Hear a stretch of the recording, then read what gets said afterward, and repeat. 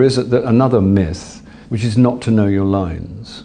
The myth is propped up with a particular piece of tosh, and the tosh is, if you learn your lines before going into a rehearsal situation, for instance, you will become imprisoned by intonations, and therefore that is a discourtesy to your fellow professionals. That's a complete and utter myth made up by people who didn't want to do their homework.